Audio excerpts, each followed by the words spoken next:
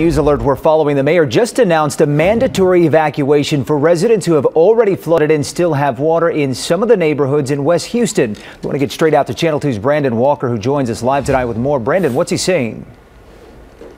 Well, he's calling this a limited mandatory evacuation order, Jonathan, and this is applying to some residents in the West Houston area, as you mentioned, already compromised by water. The mayor's saying that it's just way too much of a risk for first responders to tend to this area and respond to emergency calls and whatnot, given the risks associated with high water and the threat of electrocution, also wildlife and whatnot. So let's get a map on the screen and explain to you exactly the area about which the mayor is referring, issuing this limited mandatory evacuation. So here it is: west of Gessner, east of Highway 6, south of Katy Freeway, and north of Briar Forest. Again, we've got that map on screen. So if you live west of Gessner, east of Highway 6, south of Katy Freeway, and north of Briar Forest, beginning tomorrow morning at 7 a.m., Mayor Sylvester Turner is saying that there will be a mandatory evacuation order. This applies to people who live in homes that have already been compromised by water. So if you have been flooded in and you live within that perimeter, you will need to get out by 7 o'clock tomorrow morning. And here's how they're accelerating it as we get some video now up of this flood-prone area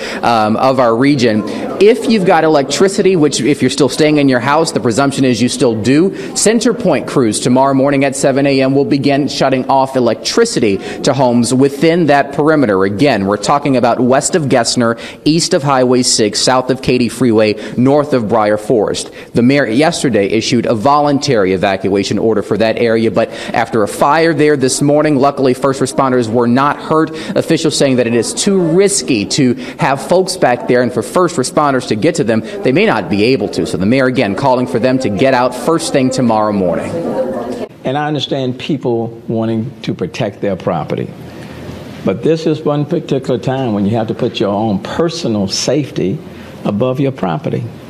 And the other factor that I would ask people to consider, as long as we know there are people in these homes and something should happen, a fire should occur, it's our desire to go in and save you, to do our best to save you, for the first responders to do their best to save you.